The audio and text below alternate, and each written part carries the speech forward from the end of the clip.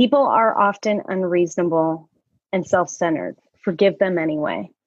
If you are kind, people may accuse you of ulterior motives. Be kind anyway. If you are honest, people may cheat you. Be honest anyway. If you find happiness, people may be jealous. Be happy anyway. The good you do today may be forgotten. Do it anyway. Give the world your best, and it may never be enough. Give your best anyway.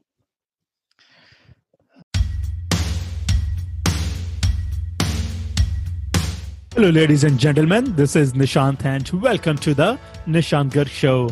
This is a podcast about helping you live a fulfilled life. The mission of the show is to spread mindfulness awareness, and my job on the show is to invite world-class experts to extract the practices, routines, and habits to help you live a fulfilled and abundant life. Have you ever wondered if there is any connection between neuroscience and meditation? Have you ever wondered what is social meditation? In this episode, our today's guest, Nicole, will explain you that and much more. Nicole is a neuroscientist, writer, meditation teacher, and speaker. She translates the promise of neuroscience and positive psychology for individuals to live the best quality of life. She is dedicated to enhancing lives through a holistic approach that integrates development of positive thought processes, cultivation of self-compassion, and awareness of bodily sensations with our environment. Her mother's diagnosis of Parkinson's disease propelled her to study and research Parkinson's disease, launching her lifelong dedication to broad scientific training in neuroscience, physiology, and behavior at UC Davis, UCLA, and Caltech.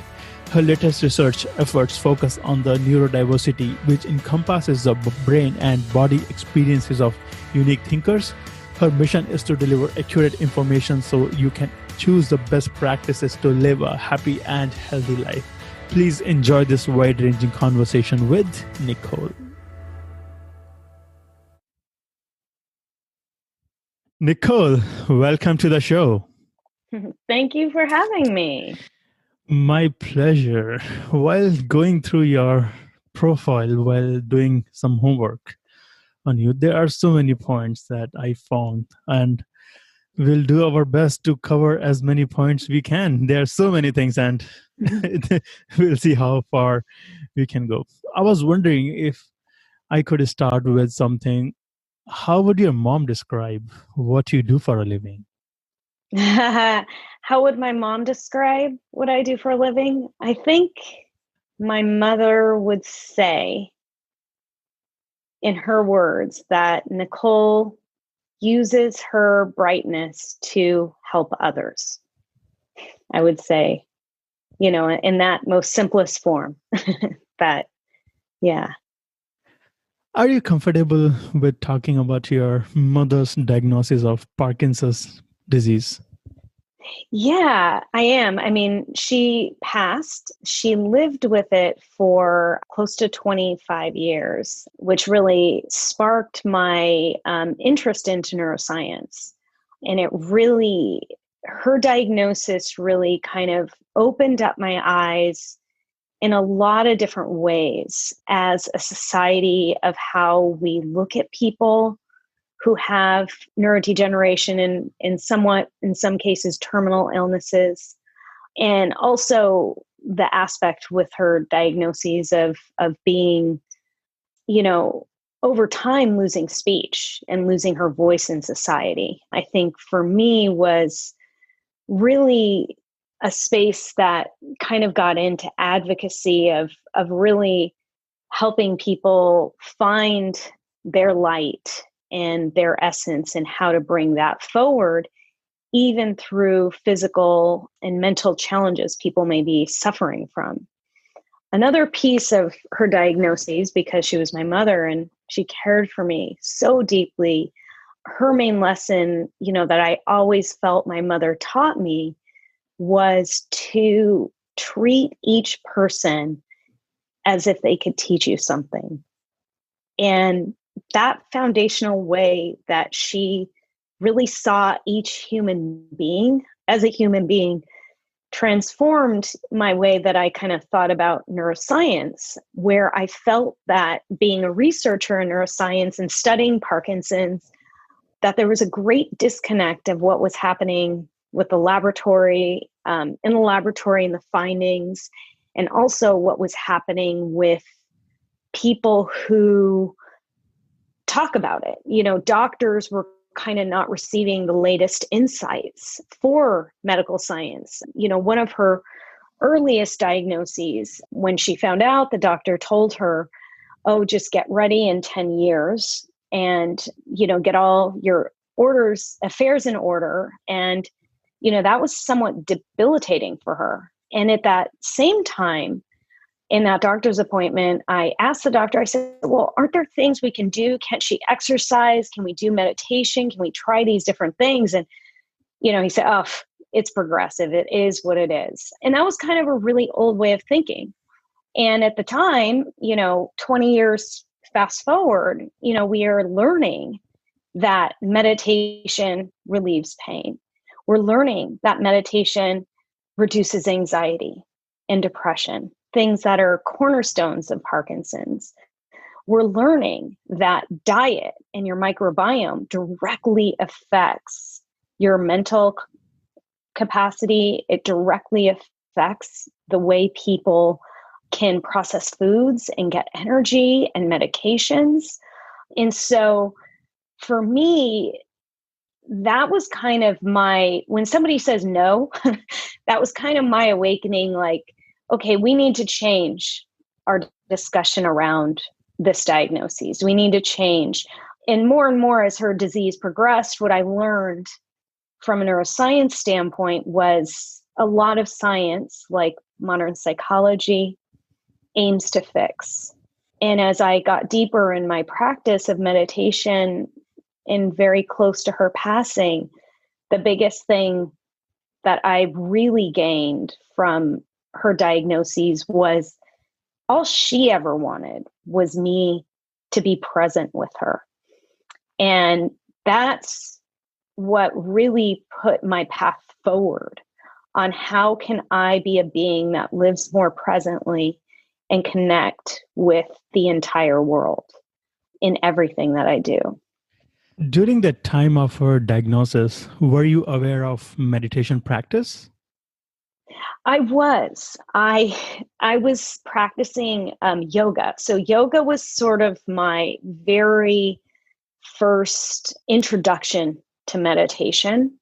And right at the time, I was starting to begin a meditation practice and transitioning. I brought in meditation teachers for her. And at the time, for her, she would fall asleep. And I said to her, well, that's okay. That's part of the practice. Your body tells you you need rest. But I was nowhere near practicing daily as I do now. It wasn't actually until she passed away that I began a very intensive and dedicated practice to meditation in the loss of her through Insight Meditation at Inside LA with Trudy Goodman's work. And that was really the beginning of me stepping into the path of meditation. You are a neuroscientist and then coming or bringing this meditation into your practice. What connections do you see between neuroscience and meditation? Everything. Yeah. I mean, I think, when you talk about meditation, and I look at really mindful meditation as a subset of meditation, right? And I think that the way that the mind can take in information, so it's really information, which becomes our knowledge, and it transfers through electrical impulses, that we have the power to really cull our mind. And from the moment we wake up to while we are sleeping, we have the choice on how we can participate in society. So for me, neuroscience, I mean, when you're asking me, awareness, I think is the very first step into that, where it comes to awareness of the breath. And when you think about the most simplest forms of a physiological response to the breath, that 3 diaphragmatic breaths recenter a nervous system by activating the vagal nerve and releasing positive neurochemicals like oxytocin and vasopressin. Those are our trust molecules. They're essential for pair bonding, infant pair bonding, and also partner pair bonding. And when we have trust, our body naturally goes into the state of relaxation. So for me, the simplest form of the very first type of meditation we're often introduced to is the breath, is foundational, and it's woven with neuroscience. The second part that I really think is critical is that I think about the way that we process information. And I look at it in the circle of awareness, where we have intricate interactions between our thoughts, our emotions, our sensory abilities. So our 5 senses, 6th sense now, they say you could feel gravity, and then also our action. And the truth of the matter is that a foundational point is that our emotions are essential for us to take action. More often than not, we create thought processes and stories in our mind with an emotional context that is related to our narrative. So when we think about meditation and we think about neuroscience, the fact that we can, for example, I always use this, that fear and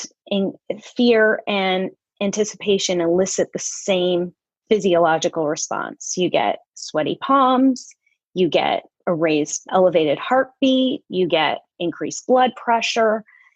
And it's really up to the individual what emotion they're going to attach to. And I always like to say, imagine going into a surprise birthday party, right?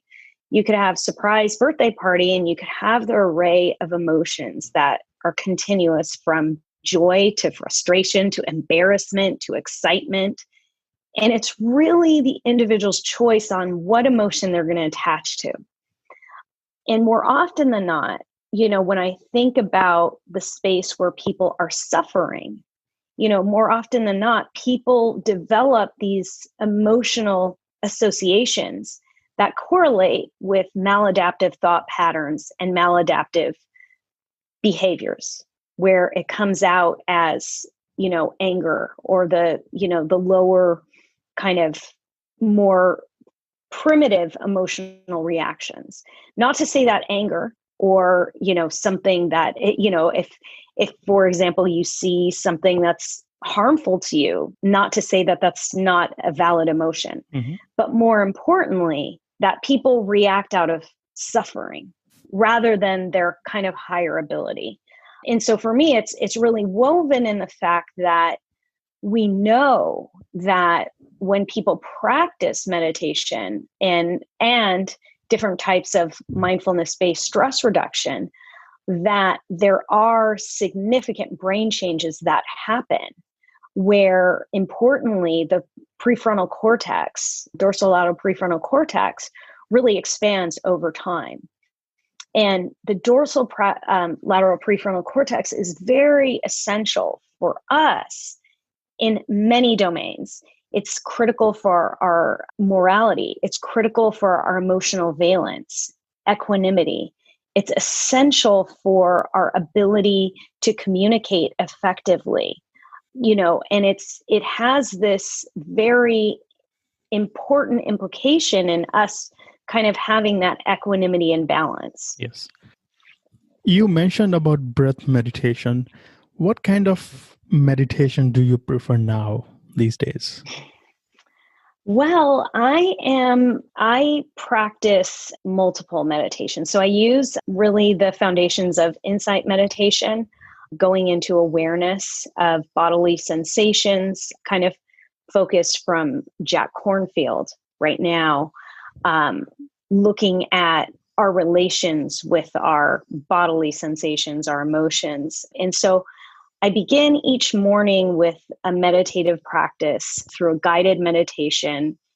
And then after that, I continue into a silent meditation of just sitting. But more recently, I have learned about social meditation through Buddhist geeks and Vincent Emily Horn and the teachings of Kenneth Folk, who originated social meditation, where it's a community-based approach of social noting through various parameters where you can note mind states, body states, emotional states. And I'm finding that the social meditation, especially in this time of COVID, is a very, very unique practice. And I'm hoping to expand upon it and use it in the practice that I'm designing for incarcerated women. We'll come back to that incarcerated women part. Yeah, So, sure. social meditation, I've never heard of this meditation. I have had amazing guests on this podcast, and this is a new term. Can we practice social meditation? Yeah. How to do it? Yeah. So I'm actually learning as I'm training in the technique. It's very new to me as well.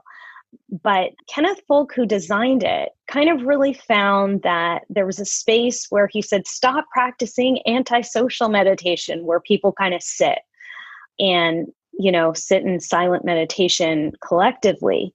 And Vince Horn, who actually is one of my teachers, described that he was working with Trudy Goodman, where he constantly was kind of coming up against his meditation practice. And she said, you need to socially, she's a psychologist, and she said, why don't we transfer this into social noting? And why don't you begin to start releasing these layers of suffering through communication verbally? And so social meditation is let me see if I can give you a simple way to practice it, where, basically noting body sensations. So if I were to be sitting here with you and describe the technique, is that you sit and noting body sensations go from anything from your five senses of hearing things to hearing, touch, taste, sound, smell, and vision. And so if I were to be sitting here, I would simply just begin to describe social noting as sitting, pressure, listening,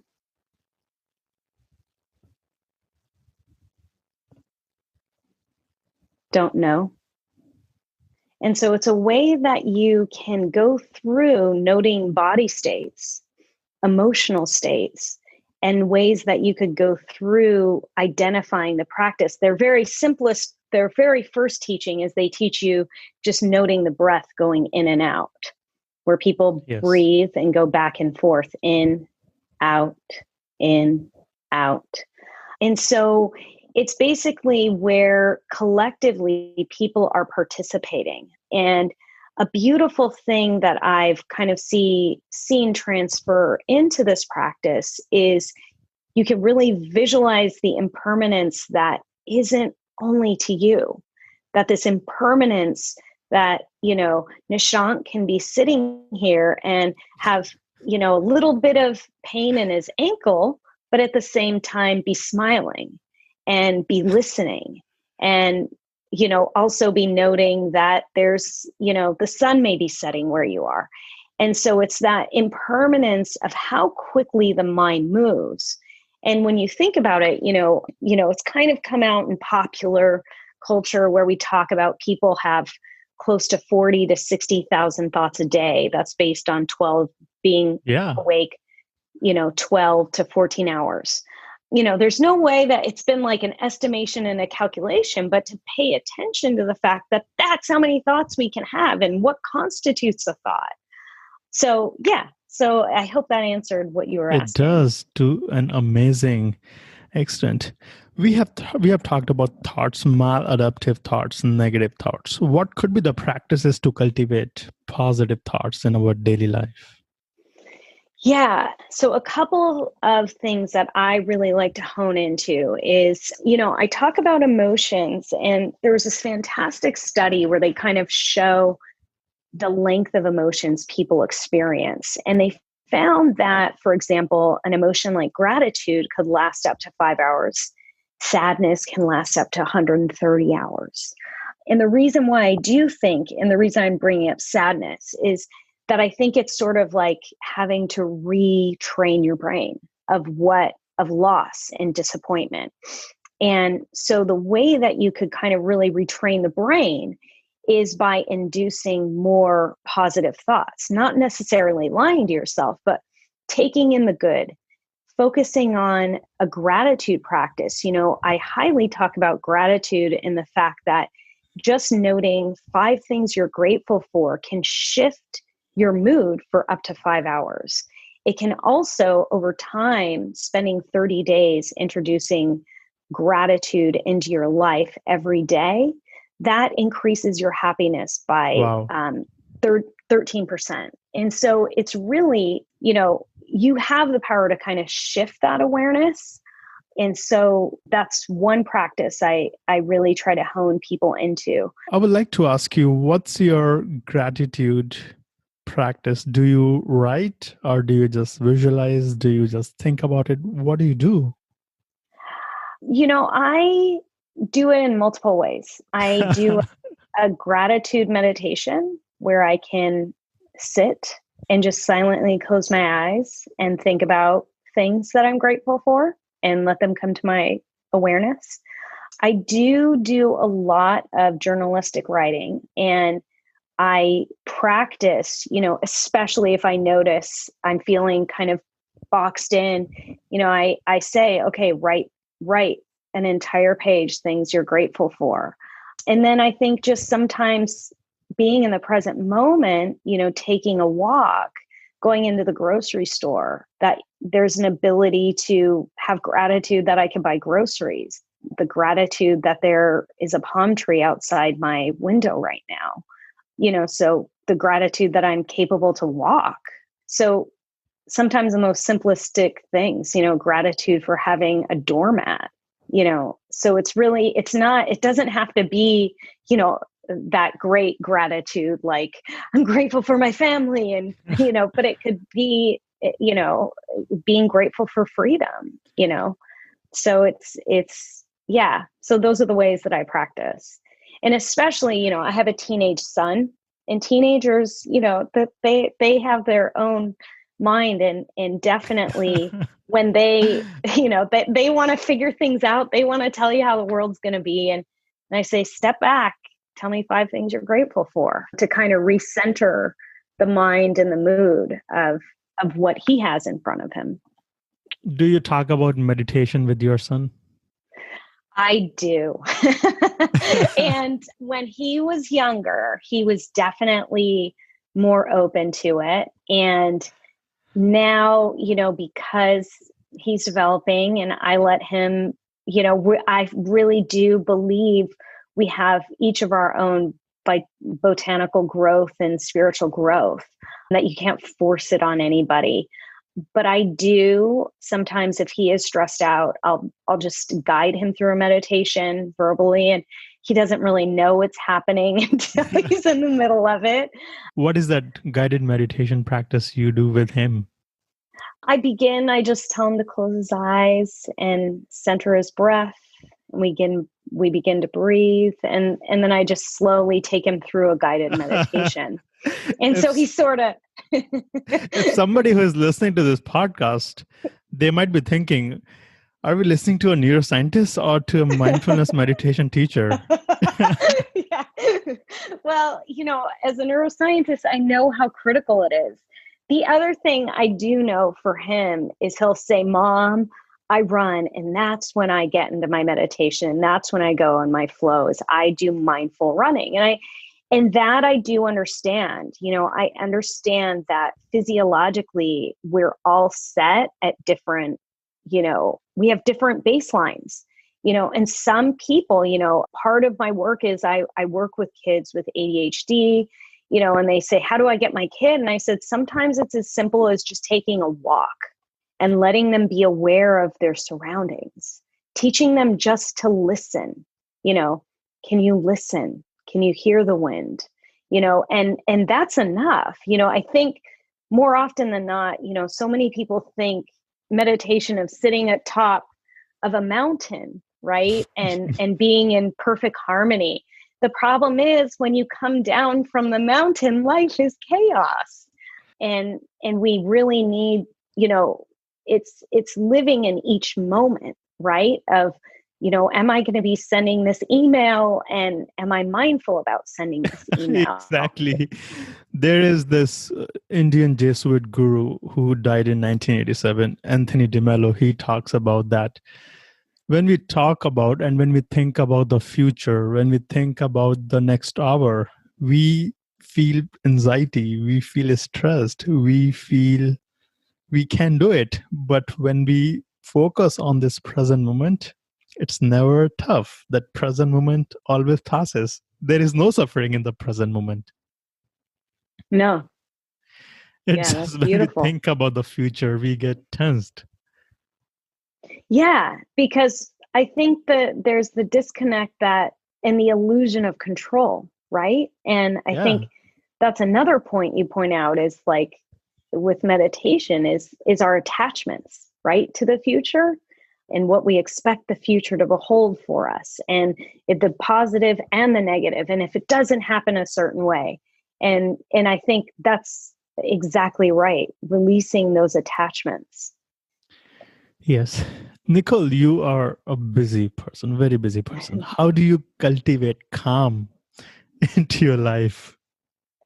It's moment to moment. I think I am a student of life as everybody is. And I think that, obviously having schedules for certain things are critical. I have a very pragmatic side, but for me, there's definitely, I know when my life feels that intensity and things do feel out of control, sitting back down, going into a meditation in the present moment is what grounds me every time. And that's really the way. And if it's, and I take a lot of walks, I do a lot of meditation walks. And it's even, one thing that I've really practiced doing too is technology, really developing habits and behaviors around technology. I think because life can feel so overwhelming with information. I mean, we could be entertained 24 hours a day and everything we're taking in. And so with that, my electronics go pretty much in dark starting 7 o'clock at night every night, and they don't return until 6 a.m. What do you mean dark? I shut everything down. Nobody in the world can reach out to you. Well, no, I mean, my father, I have certain, family members can, but, there's a point where I don't check emails after a certain hour. And, I do have a phone aside for emergency cases, but really kind of separating myself from that influx of information, because I think it can get overwhelming. It can. Earlier in our conversation, you talked about incarcerated women. I would like to touch upon your mission beyond the cell. Can we talk about that, please? Sure. Yeah. So Beyond the Cell it's been a dream of mine where I was able to get an award from Caltech to start a nonprofit to design a program for incarcerated women that really centers on the practice of teaching meditation, neuroscience, and expressive writing.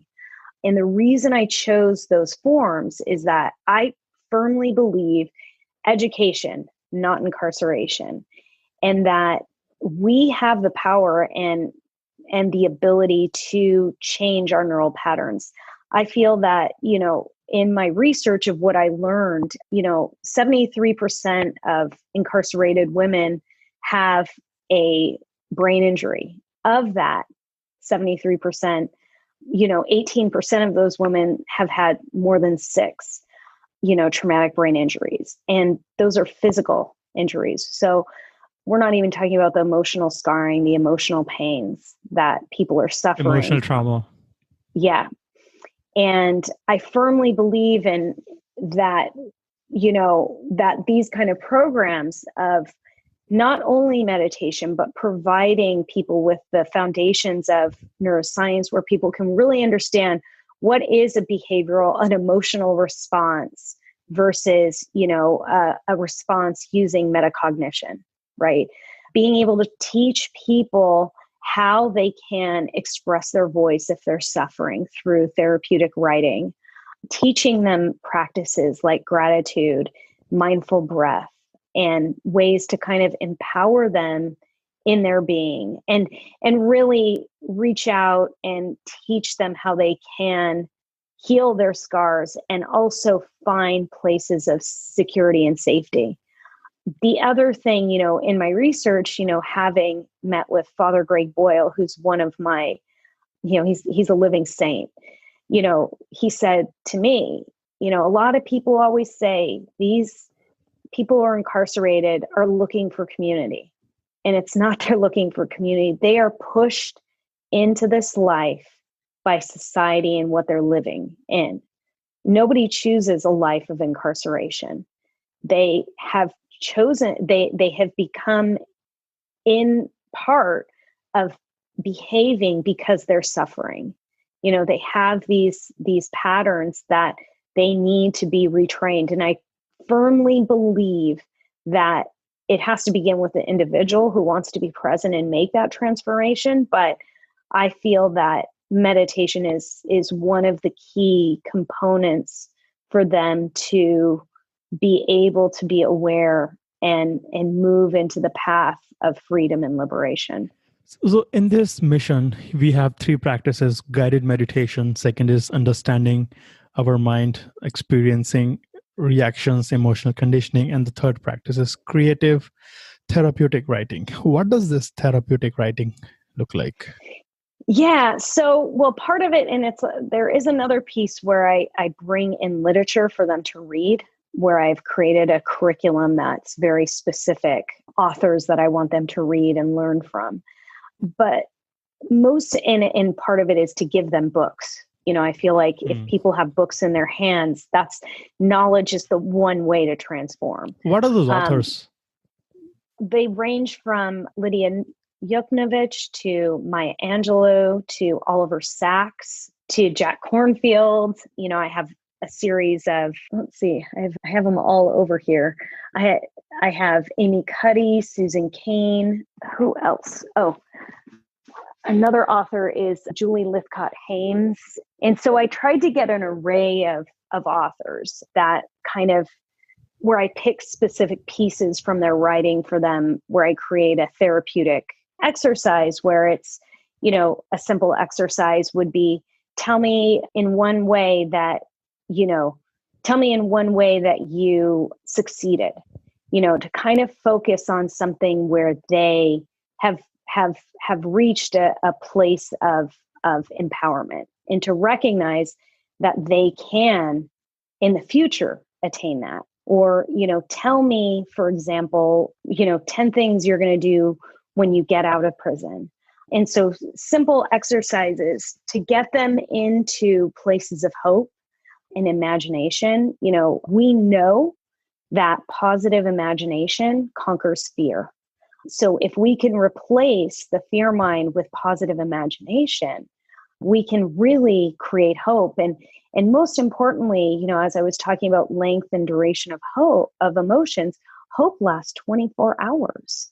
So if you can offer hope beyond the cell, if you can offer hope that they are going to gain employment after they get out, that they are not going to be socially isolated. A lot of these people suffer from bullying, for example, and to let them know that, a bullied brain has actually a signature. So how do we work through that, and how do we know that we've experienced that. We know emotional pain activates the same area for physical pain. Pain is pain.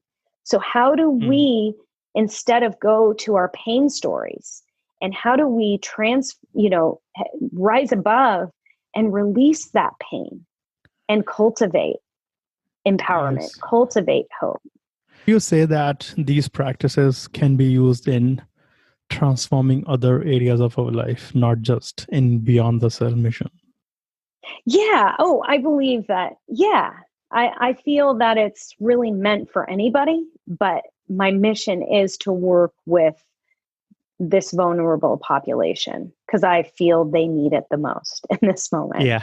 And Nicole, what have you personally learned by working on this mission, and what has been your experience so far? I think my experience, my mission is that, what I've learned is that there's still a lot more I have to learn.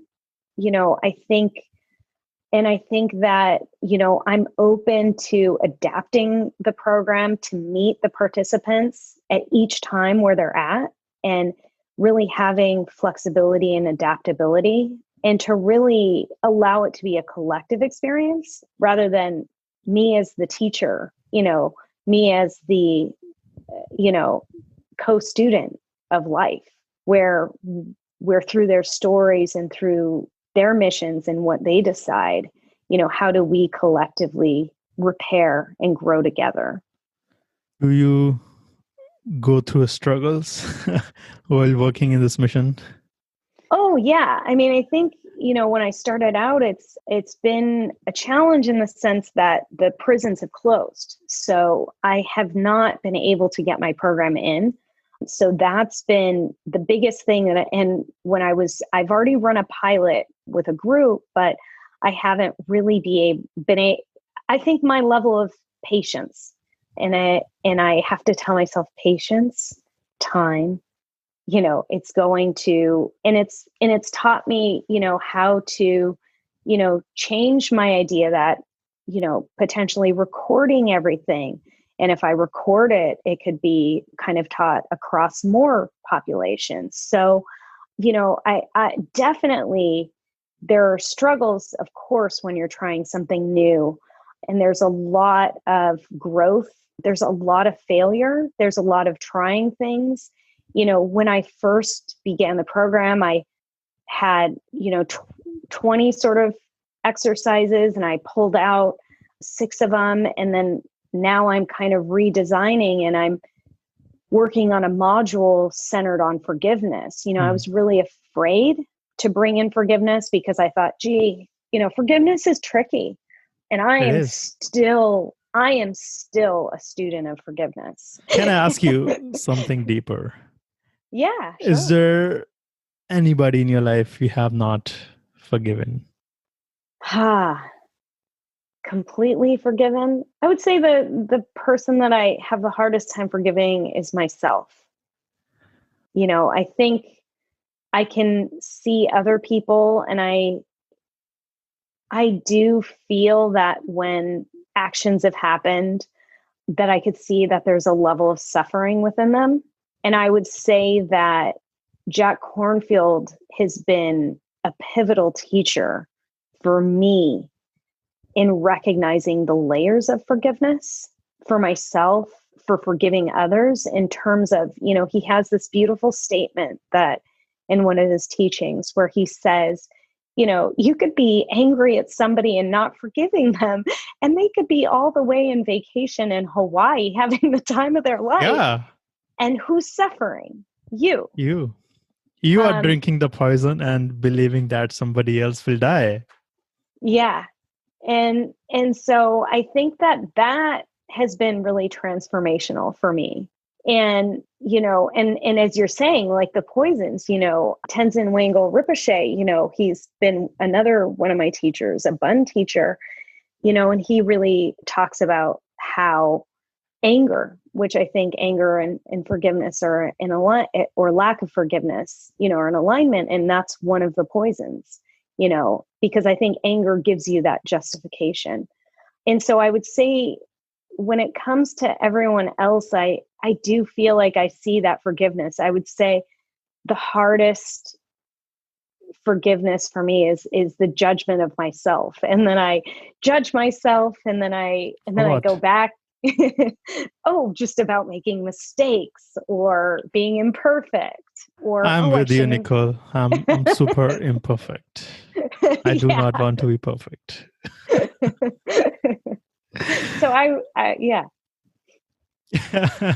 And this perfectionism brings a lot of shame. Absolutely. Yeah. And it's unjust and it's uncalled for, and in psychology, there's this idea of healthy perfectionism and unhealthy perfectionism.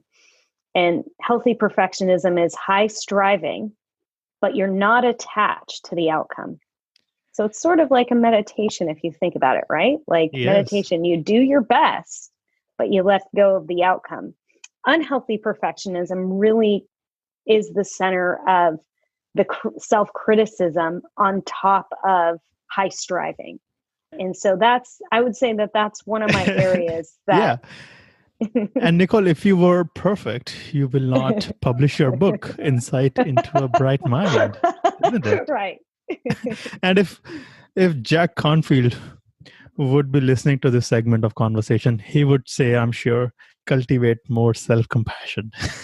Yes. Cultivate self-compassion. Absolutely. Oh, that's beautiful. Yeah. That's a good reminder, Nishant. Well, you said it. So I found that while doing the homework, that holistic approach, you talk about holistic approach, development of positive thought processes, cultivation of self-compassion, and awareness of bodily sensations with our environment. Would you consider Mother Teresa as your inspiration or your teacher? She's one of my, I mean, pretty much when I was a little girl, I would sit around my table and read one of her books. And I definitely admire her selflessness. And I think she also has such a complexity as I grew into an adult to understand her complexity and her personal meditations on her existence and suffering and the relation to being, a bodhisattva herself, right? One who really holds the world suffering. Yeah. And so she's absolutely one of my inspirations. And I keep a lot of her quotes close by. What are those quotes? Oh, you're going to ask me and I don't have them in front of me. Anything that comes to your mind. Yeah. People are often unreasonable and self-centered. Forgive them anyway. If you are kind, people may accuse you of ulterior motives. Be kind anyway. If you are honest, people may cheat you. Be honest anyway. If you find happiness, people may be jealous. Be happy anyway. The good you do today may be forgotten. Do it anyway. Give the world your best, and it may never be enough. Give your best anyway. And in the end, it's between you and God. It was never between you and them anyway. So I love that one. Love it. So you talked about God, and earlier you talked about spiritual growth and botanical growth. What is botanical growth? It's, you kind of think about cultivation of different trees and different flowers and how each of us, it's kind of about nurturing your own, neuro individual, how each of us comes into our own growth in our own time, and that you can't really force a spiritual path on somebody else. And that, I think once you start taking the path of meditation and you can't not think about the big questions in the world and how important it is that to recognize the oneness and connectedness we're all experiencing. But when you do that, sort of old patterns and old behaviors become less important to you because the foundations of a more meaningful life matters. And that sometimes when you're on this growth, this spiritual growth, that, sometimes people aren't going to match you on it. And you have to have the patience to let them kind of come into their own growth, or they may not come into their own growth in your lifetime. And that's part of their enlightenment, their individual growth. And so that's what I was referring to. Love it. I love how you explain things so deep. What's the legacy you want to leave on this world, Nicole? I think that really, that in the end, we're in this together. No one is ever alone. We aren't separate. And, we are connected beings in every way, and I think the foundations of the Bun practice, really hit home for me in the fact that,